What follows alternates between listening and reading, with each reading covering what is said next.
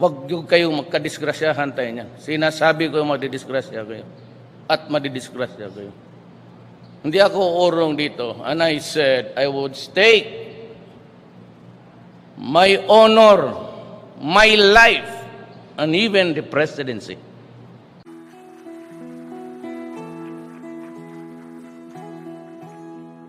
Ikaw ang pangulo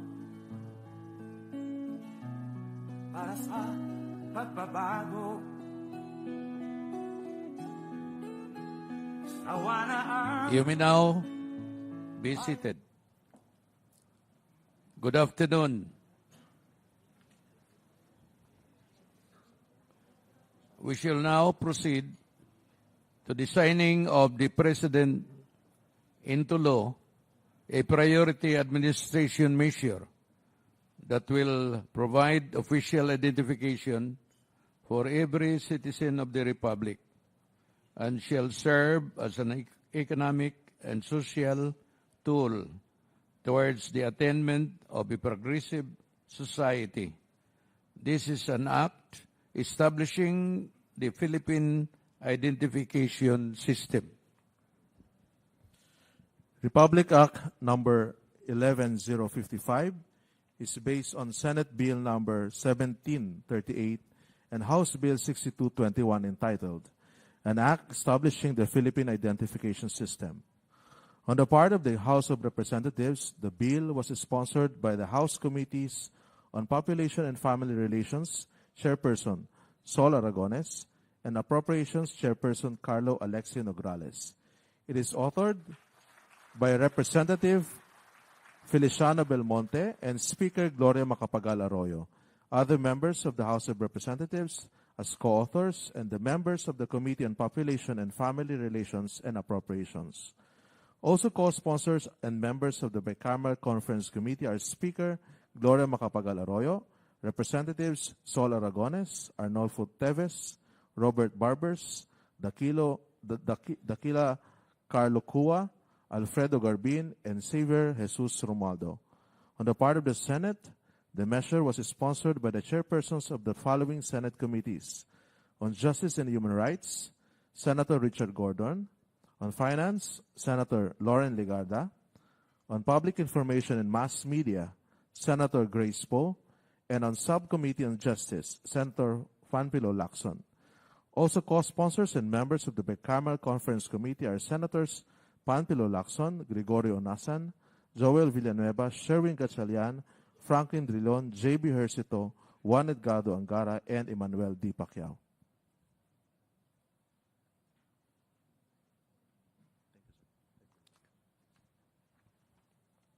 Thank you very much, Mr. President. Senators Gregorio Onasan, Sherwin Gatchalian, Representative Aragones, and Secretary Pernia. We shall now proceed with the presentation of Republic Act number 11054, the organic law for the Bangsamoro Autonomous Region in Muslim Mindanao. May we call on the following distinguished personalities to join the President and our distinguished legislators on stage. Secretary Jesus Dorisa, Office of the Presidential Advisor on Peace Process, OPAP. MILF Chairman Morad Ibrahim. Bangsamoro Transition Commission, BTC Chairman Gadsali Jafar.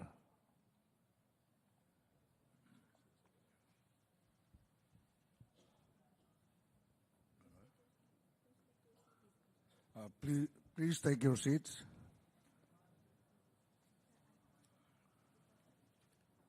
This is an act providing for the organic law for the Bangsamoro Autonomous Region in Muslim Mindanao, repealing for the purpose Republic Act number 6734, entitled An Act Providing for an Organic Act for the Autonomous Region in Muslim Mindanao, as amended by Republic Act number 9054, entitled An Act to Strengthen and Expand the Organic Act for the Autonomous Region in Muslim Mindanao.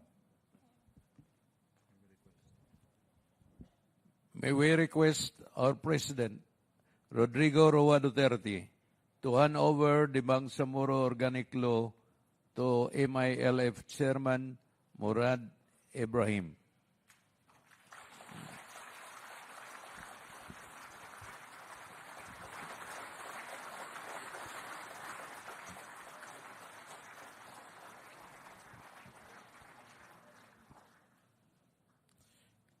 Thank you very much, Mr. President. Thank you very much, distinguished legislators and guests. And now, ladies and gentlemen, the President of the Philippines, President Rodrigo Roa Duterte.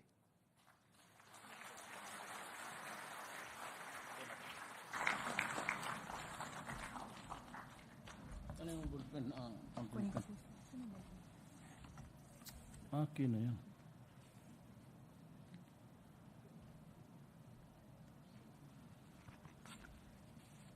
Kindly sit down. Thank you for your courtesy.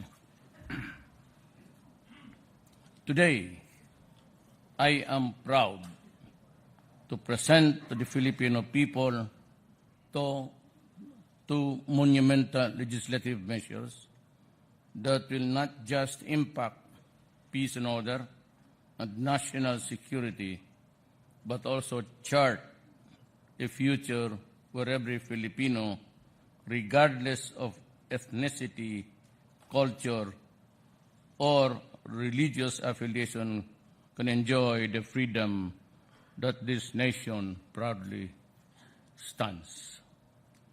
10 days ago, I signed into law the Organic Law for Bangsamoro Region for Muslim Mindanao, which I hope will finally end the decades of conflict that is rooted in the Bangsamoro's fight for self-determination and recognition of their unique identity.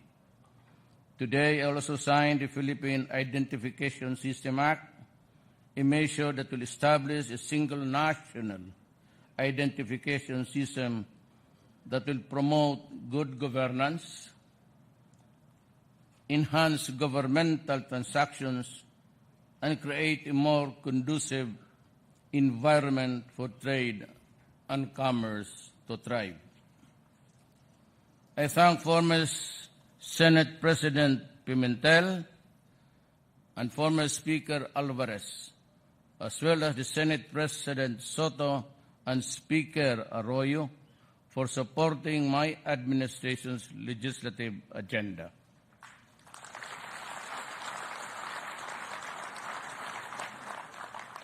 Indeed, the passage of these laws speak well of their able leadership and firm resolve to rise above divisive partisan politics. Let me also express my gratitude to the members of the Bangsamoro Transition Commission, the Moro Islamic Liberation Front, and the Moro National Liberation Front for their unwavering commitment, determination, and perseverance in pursuing the passage of the Bangsamoro Organic Law. May this serve as the final trajectory for the attainment of genuine peace, stability, good governance in Muslim Mindanao. I ask my Bangsamoro brothers and sisters, as well as the indigenous communities and Christian settlers living within the Bangsamoro areas, to actively participate in constructive discussion about the law in your homes, in your villages, and communities. But more importantly, I encourage you to take part of this upcoming plebiscite so that you may express your sovereign will through the ballot. Let us work together as we continue the healing and reconciliation process. Let us give this law a chance to address the Bangsamoro people's aspiration for genuine autonomy, while preserving our bond as a single nation and affirming the sovereignty of the indivisible Republic of the Philippines. I also ask everyone to support the Philippine Identification System Act, which resolves to promote the efficient delivery of services to our people through a single ID that will be issued to all citizens and residents aliens. This ID we will call PhilID, will dispense with the need to present multiple IDs for different governmental transactions. This will not just enhance administrative governance, but reduce corruption, curtail bureaucratic red tape, and promote the ease of doing business, but also avert fraudulent transactions, strengthen financial inclusion, and create a more secure environment for our people. Several administrations before me have tried but failed to implement this very important measure, partly because of the apprehensions peddled by some groups about privacy and data security, among others. Let me be very clear about this. The information that will be included in the PhilID will not be any different from the information already in the possession of the Philippine Statistics Authority or the former NISO, GSIS, PhilHealth, Pag-ibig Fund, COMELEC, and other agencies that gather personal data. Moreover, the Philippine Statistics Authority will work closely with the National Privacy Law Commission, the Department of Information and Communications Technology, and the Multi-Agency PhilSys System Policy and Coordination Council to address all concerns pertaining to privacy and security. There is therefore no basis at all for the apprehension about the PhilID, unless, of course, that fear is based on anything that borders to illegal. If at all, the PhilID will even aid in a drive against the social menaces of our poverty, corruption, and criminal issues, as well as terrorism and violent extremism.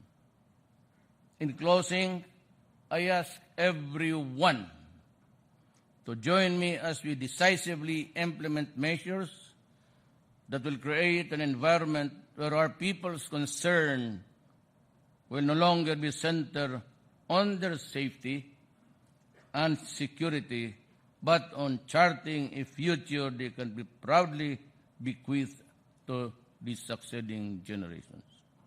Together, let us shatter the dark clouds that once loomed over our nation for generations, and welcome the dawn of a brighter future, not only for the Bangsamoro people, but for all peace-loving Filipinos. Maraming salamat at mabuhay ang nagkaisang Pilipinas.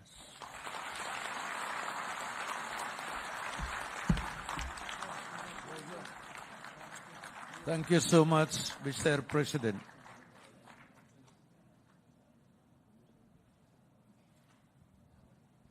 At this point, may we request our President to remain on stage for a photo opportunity. May we call on the first batch, the Senators of the Republic of the Philippines.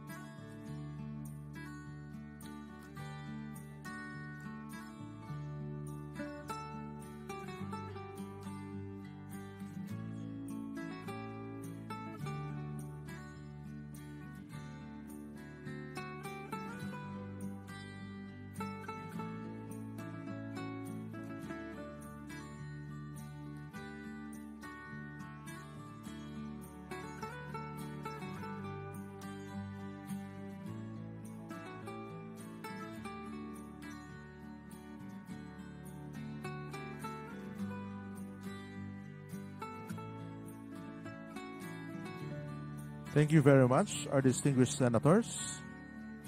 Please exit to your right. May we call on the second batch, the members of the House of Representatives, please.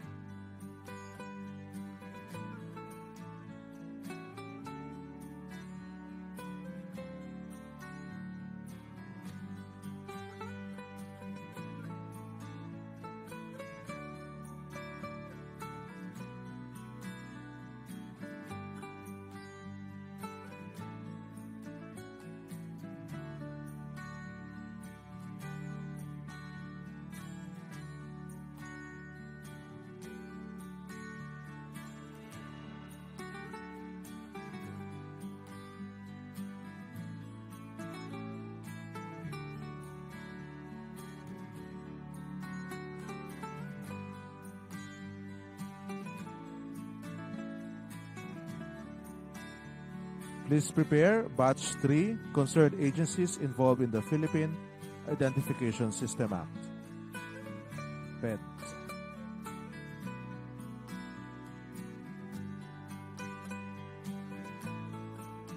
Thank you very much, distinguished members of the House of Representatives.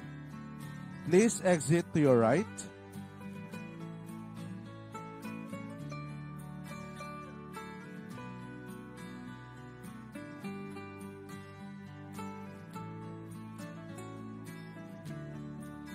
Third batch, concerned agencies involved in the Philippine Identification System Act.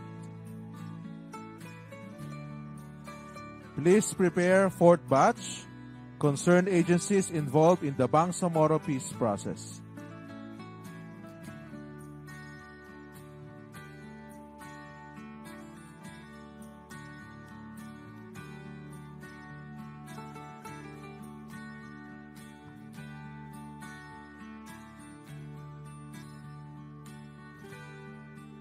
Please refrain from taking selfies with the President, please.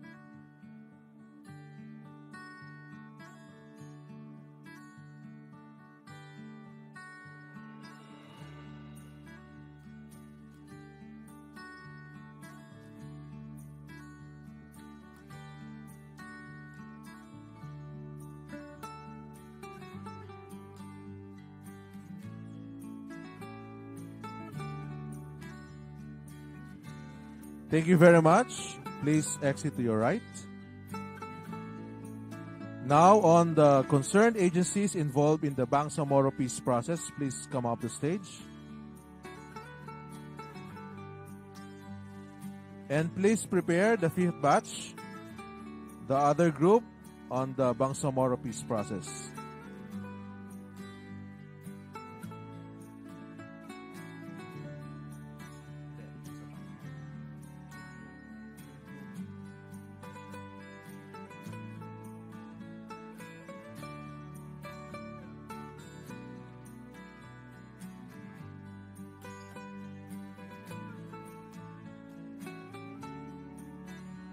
Batch 5, please ready.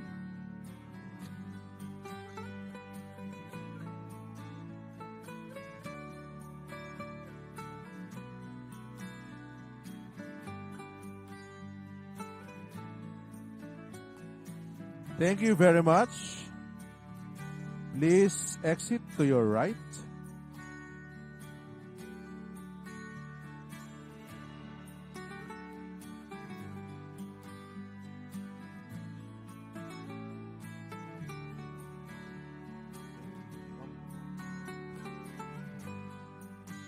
Fifth and last batch, concerned agencies involved in the Bangsamoro peace process.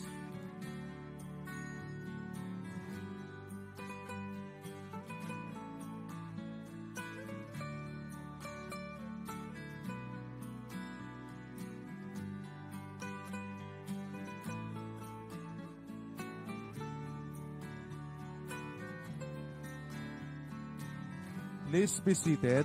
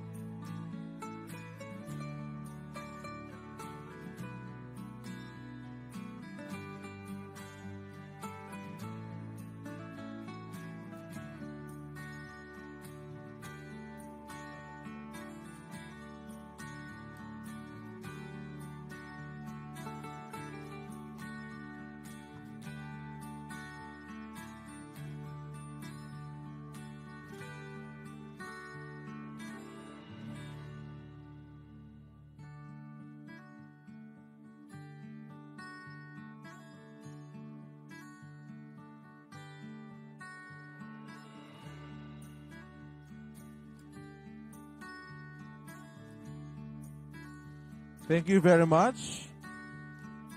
Please exit to your right. Thank you very much, President Rodrigo Roa Duterte, for gracing this momentous event. We are very honored with your presence. Again, ladies and gentlemen, President Rodrigo Roa Duterte, Republic of the Philippines. May we request everyone to remain seated until after the President has left the program venue.